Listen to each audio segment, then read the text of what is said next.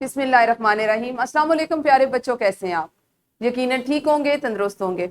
प्यारे बच्चों, आप जानते हैं हम पढ़ रहे हैं उर्दू जमात पंजम, और इसमें हमारा आज तीसरा सबक है जिसको हम मुख्तलिफ हिस्सों में पढ़ चुके हैं।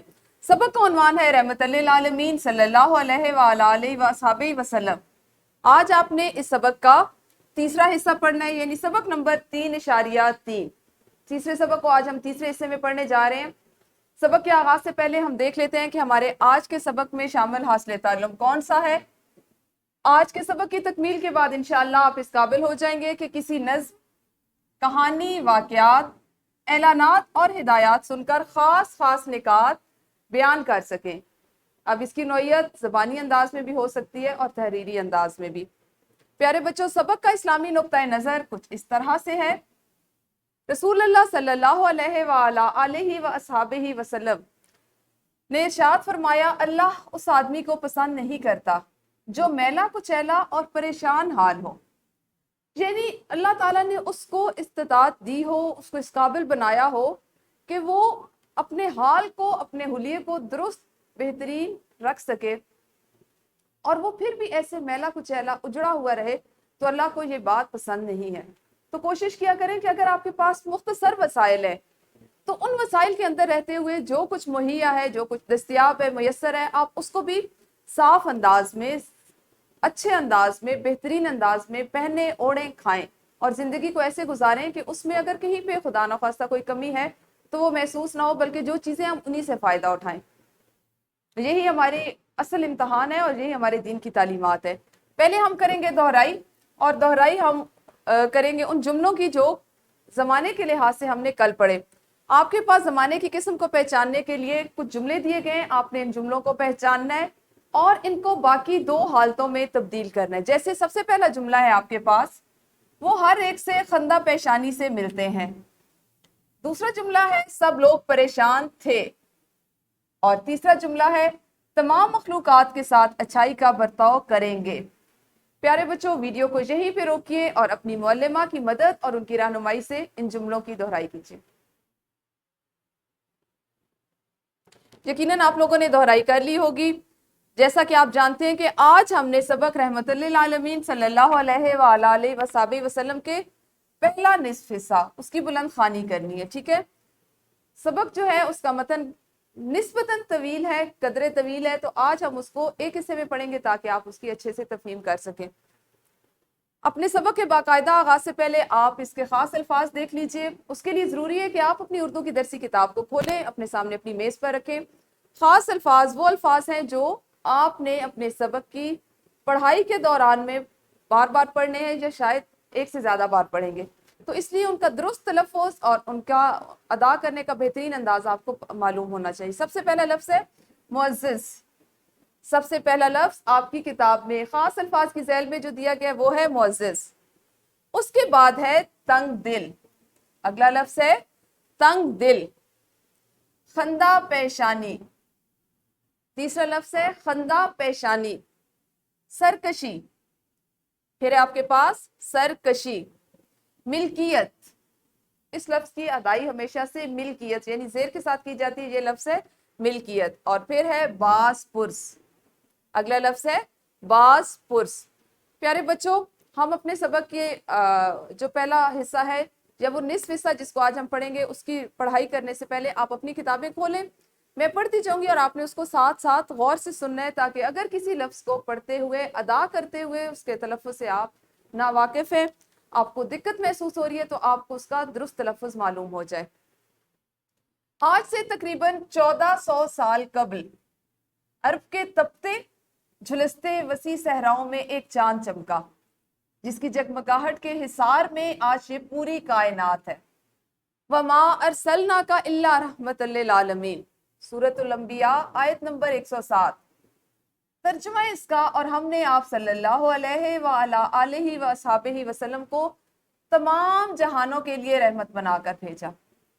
कुरान मजीद की इस आयत करीमा से हमें पता चलता है कि हमारे प्यारे नबी हजरत मोहम्मद रसूलुल्लाह खातिमुन नबीयीन सल्लल्लाहु अलैहि वसल्लम ही वो कामिल इंसान हैं जो ना सिर्फ इंसानों बल्कि तमाम मखलूकात के लिए रहमत का बायस हैं। ہمارے نبی کریم صلی اللہ علیہ وآلہ وسلم کا تعلق قبیلہ قریش میں بنو ہاشم سے تھا، یعنی قبیلہ قریش میں مزید آگے جیسے آپ تقسیم کریں تو ان میں بنو ہاشم سے تھا، جو عرب میں سب سے معزز مانا جاتا تھا۔ آپ صلی اللہ علیہ وآلہ وسلم ربیع الاول کے مہینے میں بروز پیر صبح صادق کے وقت پیدا ہوئے۔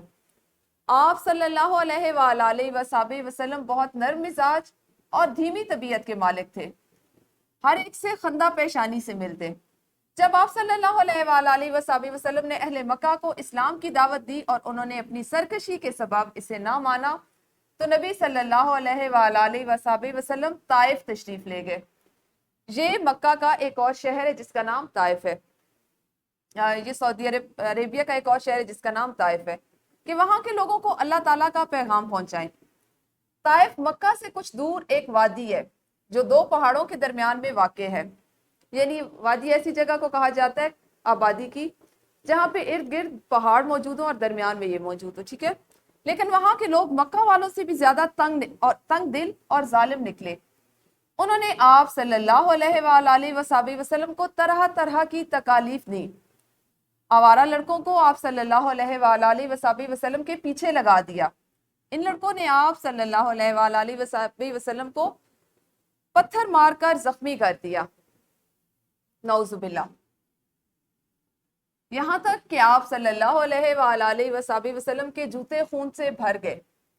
حضرت جبرائیل علیہ السلام جلوہ افروز ہوئے اور فرمایا میرے ساتھ پہاڑوں کا فرشتہ موجود ہے، آپ حکم دیجئے تو مکہ کے دونوں طرف کے پہاڑوں کو ملا کر ان تمام بے ادب گستاخوں کو پیس ڈالوں۔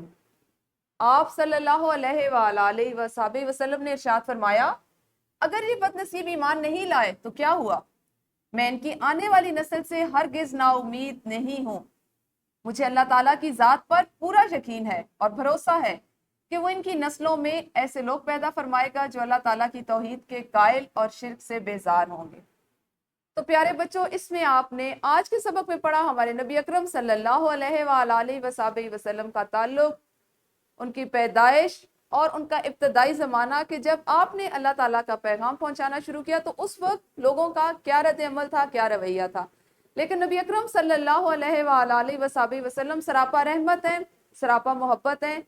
اتنی تکالیف برداشت کرنے کے باوجود بھی آپ کبھی نا امید نہیں ہوئے، مایوس نہیں ہوئے، بلکہ ان لوگوں کے لیے بھی کہ جنہوں نے آپ کو اس قدر تکالیف پہنچائی کہ آپ نے سبق میں پڑھا کہ آپ صلی اللہ علیہ وآلہ وسلم کے جوتے تک خون سے بھر گئے، ان کے لیے بھی بد دعا نہیں فرمائی، بلکہ جس وقت فرشتے نے آ کے حضرت جبرائیل علیہ السلام نے پوچھا تو بھی کہا کہ میں نا امید نہیں ہوں، مجھے یقین ہے کہ ان کی آنے والی نسلیں جو ہیں وہ اللہ کے پیغام پر عمل کریں گی، اس پر ایمان لائیں گی۔ آپ سوچیں کہ ہم ان نبی صلی اللہ علیہ وآلہ وسلم کی امت ہیں اور ہمارا ایمان اور ہماری برداشت کا درجہ کیا ہے کہ ہمیں اگر ذرا سی تکلیف ہو، ہمیں اگر کسی کی بات ذرا سی ناگوار گزرے یا ہمیں چھوٹی سی چوٹ لگے کسی اور کی وجہ سے تو ہم اس کے ساتھ لڑنے پر، مرنے مارنے پر تیار ہو جاتے ہیں۔ تو کیا ہمیں سنت نبی صلی اللہ علیہ وآلہ وسلم سے یہ تعلیمات ملتی ہیں؟ پیارے بچوں، اس طرح کے واقعات، ایسی تعلیمات کو اپنی عملی زندگی میں ضرور سوچا کریں، کیونکہ ہمارے لیے نبی اکرم صلی اللہ علیہ وآلہ وسلم کی زندگی مشعل راہ ہے۔ آپ نے اب کرنی ہے ایک انفرادی سرگرمی۔ انفرادی سرگرمی کچھ اس طرح سے کہ آپ کی معلمہ یا آپ کے معلم آپ سے درج ذیل سوالات زبانی پوچھیں گے۔ اس ذیل میں آپ کی کتاب کا سوال نمبر 1 شامل ہے، جس کے وہ تینوں حصے شامل کیے گئے جو آپ کے آج کے سبق سے متعلق ہیں۔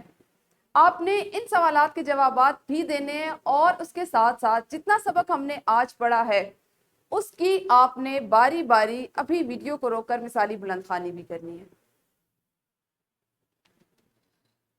پیارے بچوں، انفرادی سرگرمی اور سبق کی پڑھائی آپ نے کر لی ہوگی۔ گروہی سرگرمیاں آج آپ کے پاس ایک سے زیادہ ہیں جن کو آپ نے ابھی گروہ میں تقسیم ہو جانا ہے اور ان تمام سرگرمیوں کو ایک ہی وقت میں ایک ہی گروہ کی صورت میں کرنا ہے۔ پہلی سرگرمی آپ کے پاس کہ 3 گروہوں میں کام کریں، ہر گروہ کے ذمے ایک سرگرمی۔ اب سرگرمی کس طرح سے ہوگی؟ پہلی سرگرمی ہے کہ برقی میڈیا کی مدد سے سعودی عرب کے نقشے میں طائف کی وادی کی نشاندہی کریں۔ چونکہ آج ہم نے وادی طائف کا ذکر پڑا تو آپ نے برقی میڈیا سے بہتر ہے اس کے لیے، اس سرگرمی کو کرنے کے لیے کہ آپ اپنی معلمہ کے ساتھ کمپیوٹر لیب چلے جائیں، ورنہ ان کے موبائل فون سے آپ مدد لے سکتے ہیں۔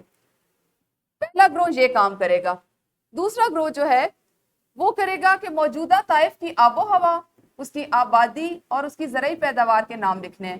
اگر ممکن ہو تو تصاویر بھی لگائیں۔ تصاویر ابھی یہ ممکن نہیں ہے چونکہ آپ کے لیے لگانا، تو اس کا یہ والا حصہ تصاویر والا اس کو آپ گھر سے کر کے لا سکتے ہیں کہ آپ گھر جا کے وادی طائف کی جن چیزوں کے بارے میں پوچھا گیا ان کی تصاویر اکٹھی کریں اور لگا کے لائیں۔ اور تیسرا گروہ جو سرگرمی کرے گا وہ یہ ہے کہ طائف کے نقشے پر اس باغ کے مقام کی نشاندہی کریں جہاں آپ صلی اللہ علیہ وآلہ وسلم نے زخمی ہونے کے بعد آرام فرمایا تھا۔ یہ وہ 3 سرگرمیاں ہیں جن کو آپ 3 گروہوں کی صورت میں کریں گے۔ ہر گروہ علیحدہ سے سرگرمی کرے گا، اس سے یہ ہوگا کہ آپ کے پاس معلومات کا ایک وسیع خزانہ جو ہے وہ موجود ہو جائے گا، وہ آپ کو حاصل ہو جائے گا۔ تو شاباش، ویڈیو کو روکیے اور ان سرگرمیوں کو کیجیے۔ یقیناً ہر گروہ نے اپنی اپنی سرگرمی کو بخوبی سر انجام دے لیا ہوگا۔ اب ہم کریں گے مشق، اور مشق میں آپ کے پاس سوال نمبر 2 شامل ہے کہ ہر سوال کے 4 جوابات دیے گئے، ان میں سے صرف ایک جواب درست ہے۔ آپ نے درست جواب کے دائرے کو کالے یا نیلے قلم سے بھرنا ہے۔ آپ کے پاس اس کے 5 اجزاء موجود ہیں، آپ نے ان کو مکمل کرنا ہے، اور اس کے ساتھ ہی آپ کے لیے ایک ورک شیٹ ہے۔ ورک شیٹ میں آپ کے پاس سب سے پہلا سوال ہے کہ آج آپ نے سبق کا جو حصہ پڑھا اسے مد نظر رکھتے ہوئے بتائیں۔ پہلا سوال ہے نبی دنیا میں کیوں بھیجے جاتے ہیں؟ دوسرا حصہ ہے تمام مخلوقات کے لیے رحمت ہونے سے کیا مراد ہے؟ تیسرا سوال طائف کہاں واقع ہے؟ ابھی آپ نے اپنی گروہی سرگرمی کرتے ہوئے بھی اس کے بارے میں جانا، معلومات اکٹھی کی، تو یقیناً یہ بھی آپ کر لیں گے۔ وہاں کے لوگ کیسے نکلے، یعنی طائف کے لوگ کیسے تھے؟ طائف کتنے پہاڑوں کے بیچ واقع اور فرشتہ کیا کہنے آیا تھا؟ یہ وہ چیزیں ہیں، یہ وہ سوالات ہیں، یہ وہ اہم نکات ہیں جو آپ نے آج پڑھے اور آج سیکھے، اور ان کا آپ نے ان کو ورک شیٹ میں مکمل بھی کرنا ہے۔ اس کے بعد آپ کے لیے ہے گھر کا کام۔ گھر کے کام کی ذیل میں جو آپ نے کر کے لانا ہے وہ ہے سوال نمبر 3 کے وہ اجزاء جو آج آپ نے آج کے سبق سے متعلقہ پڑھے، یعنی دیے گئے سوالات کے جوابات خوش خط لکھیں۔ سوال نمبر 1، نبی پاک صلی اللہ علیہ وآلہ وسلم کب اور کہاں پیدا ہوئے؟ حضور اکرم صلی اللہ علیہ وآلہ وسلم طائف کیوں تشریف لے گئے؟ اور حضور صلی اللہ علیہ وآلہ وسلم نے اہل طائف کے سلوک کے بدلے میں کیا کیا؟ ہم اس کو سمجھ چکے ہیں، ہم اس کو پڑھ چکے ہیں۔ ان سوالات کا جواب لکھنے میں یقیناً آپ کو کوئی دقت نہیں پیش آئے گی۔ گھر جا کے اس کام کو کیجیے گا۔ انشاءاللہ کل ملیں گے اپنے اسی سبق کے اگلے حصے کے ساتھ۔ اس وقت تک اپنا خیال رکھیں۔ اللہ حافظ، شکریہ۔